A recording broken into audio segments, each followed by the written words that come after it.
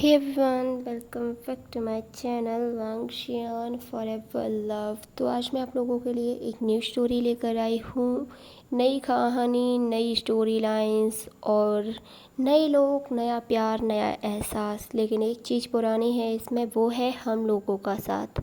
अगर आप ऐसे ही इसे कंटिन्यू रखना चाहते हैं तो प्लीज़ मेरे चैनल को सब्सक्राइब कर लें, वेल आइकन को प्रेस कर दें एंड मुझे कमेंट करके बताएं कि इस स्टोरी का फर्स्ट चैप्टर आपको कैसा लगा। तो अब ज़्यादा ना बोलते हुए स्टोरी की तरफ चलते हैं। स्टोरी की शुरुआत एक छोटे से घर से होती है। वहाँ पर 3 लोग फाइट कर रहे हैं। उनमें एक गर्ल है और 2 बॉयज़। वो दोनों काफ़ी बुरी तरीके से बॉयज़ फाइट कर रहे हैं और वो गर्ल जो उन्हें रोकने की कोशिश कर रही है। और अभी हम देखते हैं कि एक पर्सन जो काउच पे बैठा हुआ है, उसके हाथ में पॉपकॉर्न है और वो काफ़ी स्माइल करते हुए उन तीनों को देखते हुए उन पॉपकॉर्न्स को खा रहा है, जैसे कि वो उन तीनों की फ़ाइट को एंजॉय कर रहा हो। तभी हम देखते हैं कि एक लेडी जो सीढ़ियों से नीचे उतरती हुई आती है, वो बहुत गुस्से में लग रही थी और वो चिल्लाते हुए बोलती है, बस करोगे तुम तीनों की तीनों या तुम्हें पनिशमेंट लेनी है।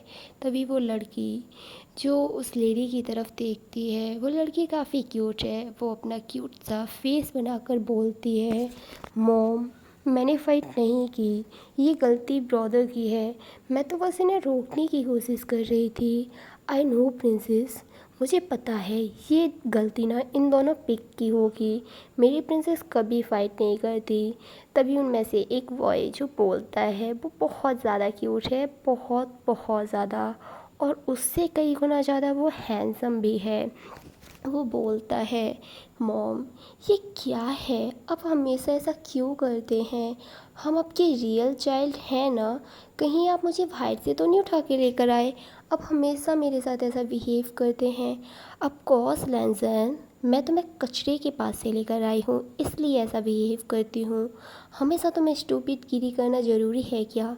और लंच तुम क्यों लड़ रहे हो? तुम इन दोनों में बड़े हो तो तुम्हें तो बिहेव से रहना चाहिए। मॉम मेरी कोई गलती नहीं है, ये लिली से लड़ रहा था। लिली ये इन दोनों की सिस्टर है। वैसे तो वो वांग जी से छोटी है और लैन से चैन से भी, पर उसकी सबसे ज़्यादा लड़ाई होती है अपने ब्रदर वांग जी से। पर वो प्यार भी दोनों से बराबर करती है। और जब उसकी मॉम आती है तो वो बहुत इनोसेंट बन जाती है। लिली जो अपने मॉम के हाथ को पकड़ते हुए बोलती है, मॉम मैंने बिल्कुल फ़ाइट नहीं की, वो तो गग्गा ही मुझसे फ़ाइट कर रहे थे। उन्हें मैच देखना है और मुझे मेरा ड्रामा। मैं ना किसी दिन इस टीवी को तोड़ दूँगी और तुम वहाँ बैठकर पॉपकॉर्न खा रहे हो। तभी वो पर्सन जो खड़ा होता है और बोलता है, बेबी क्या आप भी हमेशा बच्चों के बीच में लड़ते रहती हो? ये है लैन चिंगे अर्जुन, ये मैडम लैन के हस्बैंड हैं और इन तीनों शरारती बच्चों के फादर। वो बोलते हैं अब ये बड़े हो गए हैं, अपनी फ़ाइट को खुद सॉल्व कर लेंगे, तो हमें इनसे दूर ही रहना चाहिए। चुप हो जाओ तुम भी। तुम चारों के चारों मुझे ना पागल कर दोगे। मैं आज ही यहाँ पर ब्रदर को बुलाऊंगी। क्या ब्रदर? जब वो चारों ये सुनते हैं तो उनकी हवाइयाँ उड़ गई थी। लैन सिंह अर्जुन वैसे तो अपने भाई लैन कुरजैन से बड़े हैं, लेकिन जब डिसिप्लिन की बात आती है ना, तो लैन से चैन आई मीन लैन कुरजैन अपने भाई लैन सिंह अर्जुन को भी नहीं छोड़ते।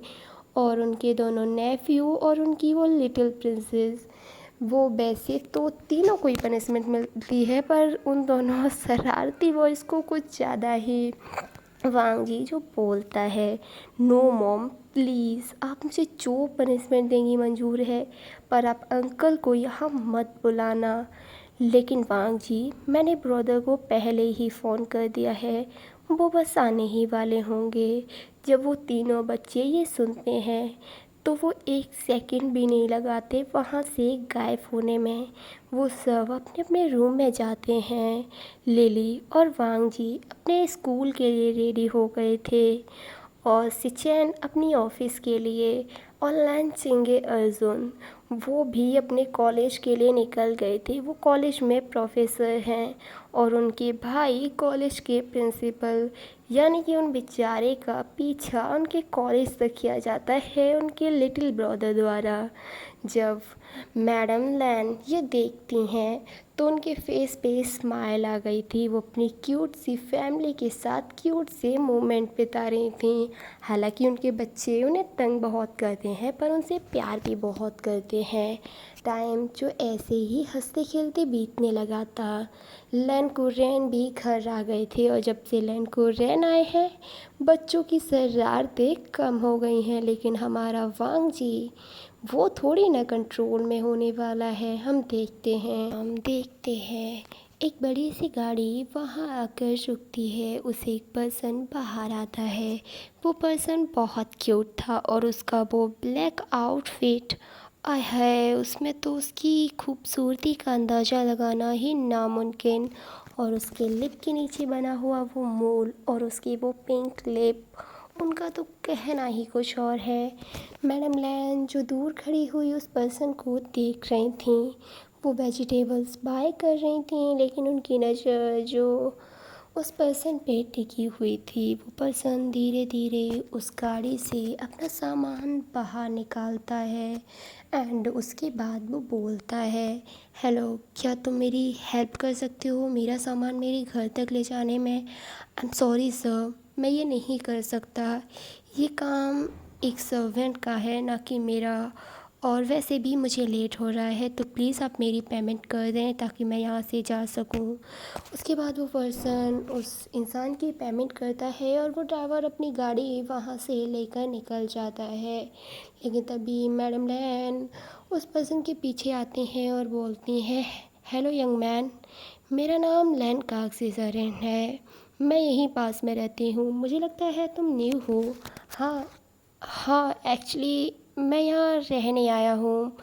एंड वो एक घर की तरफ इशारा करता है जो कि मैडम लैन के घर के बिल्कुल बराबर में था और बोलता है कि मैं इस घर में रहने वाला हूँ। मैंने कुछ टाइम पहले ही इस घर को बाय किया है, लेकिन सामान काफ़ी ज़्यादा है और मुझे समझ नहीं आ रहा मैं अंदर कैसे लेकर जाऊँ।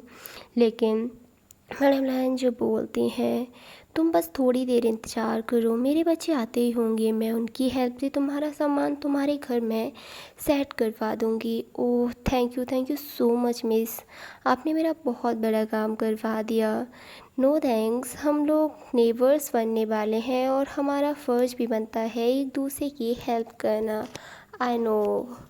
अच्छा, कब तक आएंगे वो लोग? बस थोड़ी ही देर में। लेकिन तभी सेकेंड की बाइक जो वहाँ आकर रुकती है और वो अपनी मॉम के पास जाकर बोलता है, हेलो मॉम, आप यहाँ क्या कर रही हैं? क्या कर रही हूँ, क्या मतलब है तुम्हारा? ओ वो एक्चुअली मॉम, आप तो घर में रहते हैं ना, मतलब आप बहुत कम बाहर आते हैं। और साइलेंट, तुम चुप हो जाओ, तुम्हारे सवाल पे सवाल ख़त्म ही नहीं होते हैं। तुम ना वांग जी की आदतें लेते जा रहे हो सिचैन। मॉम चुप करो और सुनो, ये सामान ना उस घर में रखने में हेल्प करो। और ये हमारे न्यू नेबर हैं। ओहो सॉरी, एक्चुअली मैं तुम्हारा नाम पूछना तो भूल ही गई। ओह मैं भी बताना भूल गया, मेरा नाम विभूषण है, आप चाहें तो मुझे विंग भी कह सकते हैं। ओह हाय, मेरा नाम लांसचैन है। ओह एक्चुअली अभी मेरा सच में इंट्रोडक्शन का बिल्कुल मन नहीं है। मौसम देखकर ऐसा लगता है कि बारिश होने वाली है, तो क्या प्लीज़ आप मेरी हेल्प करेंगे ये सामान घर तक रखने में? ओह बिल्कुल, इसमें कौन सी बड़ी बात है, मैं जल्दी ही कर दूँगा। हाँ मैं भी आपकी हेल्प करूँगा। ये कहकर वो दोनों ही जो सामान रखने की कोशिश करने लगते हैं, लेकिन अचानक से काफ़ी तेज़ बारिश होने लगती है। बारिश से मुझे याद आया, मेरे यहाँ पर भी मॉर्निंग से हल्की हल्की बारिश हो रही है, बिल्कुल भी धूप नहीं निकली और बस ऐसा लगता है जैसे अंधेरा अंधेरा हो क्या हो। इसलिए मुझे रिकॉर्डिंग करने में भी काफ़ी प्रॉब्लम्स फेस करनी पड़ रही हैं। खैर मेरी बात छोड़ते हैं। वो लोग काफ़ी जल्दी जल्दी सामान भीतर रख रहे थे, लेकिन तभी एक लड़का जिसकी एज लगभग 18 साल है, वो काफ़ी क्यूट है और वो कोई और नहीं हमारा वांग जी है। वो भागते हुए आता है और अपनी मॉम की जो कोट पहना हुआ था उसके नीचे छुपने की कोशिश करने लगता है। मैडम लैन जो गुस्से में बोलती हैं, वांग जी ये क्या हरकत है। मॉम आपको दिख नहीं रहा कितनी तेज बारिश हो रही है, और अगर मैं भीग गया ना तो मैं बीमार हो जाऊंगा। तो तुम यहाँ क्यों छुप रहे हो, घर के अंदर जाओ ना। और लिली कहाँ है मॉम। वो ना अपनी फ्रेंड्स के साथ बातों में लगी है। वैसे भी आपकी प्रिंसेस बहुत बिगड़ने लगी है। तुम ना उसके बारे में कुछ मत बोलो, तुमसे ज़्यादा तो बिल्कुल नहीं है वो। मॉम आप हमेशा मुझे ही क्यों गलत कहती हैं, क्योंकि तुम हमेशा शरारती करती हो। जो शरारत करता है हमेशा उसे ही डांटा जाता है। वो दोनों ही आपस में बहस कर रहे थे, लेकिन तभी वांग जी जो अपने सेंटेंस को कंप्लीट करते करते रुक जाता है। उसकी नज़र उसके पड़ोस वाले घर से निकलते हुए एक पर्सन पे पड़ती है।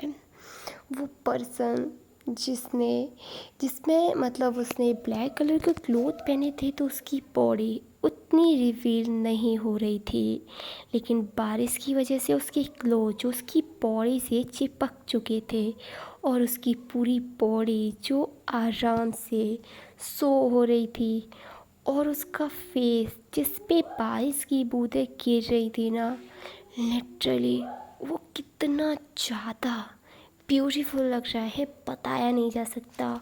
और उसके लिप जिन्हें वो बार बार अपने तेत के नीचे दबा रहा था, हाय उन्हें देखकर तो हमारे वांग जी को लगा कि वो अभी ही इन्हें पकड़कर ऐसे ही तेज बारिश में किस कर ले। वो उस पर्सन को बस देखे जा रहा था। तभी वांग जी की मदर जो बोलती हैं, क्या देख रहे हो वांग जी। मॉम ये कौन है। ये हमारे नेबर हैं, इनका नाम विवुशियान है, और वैसे सारे लोग इन्हें वींग बुलाते हैं। ओह ये काफ़ी ब्यूटीफुल है ना। वो बोलता है, उसकी मॉम जो सुन लेती हैं, और वो हल्की सी स्माइल करते हुए बोलती हैं, हाँ वो काफ़ी ब्यूटीफुल है, मुझसे भी ज़्यादा। वांग जी जो स्माइल करने लगता है और बोलता है, मॉम बारिश होने की बात तो बनती है, आप किसी को खुद से ज़्यादा ब्यूटीफुल बोल रही हैं। हाँ जब वो ब्यूटीफुल है तो मैं बोल रही हूँ।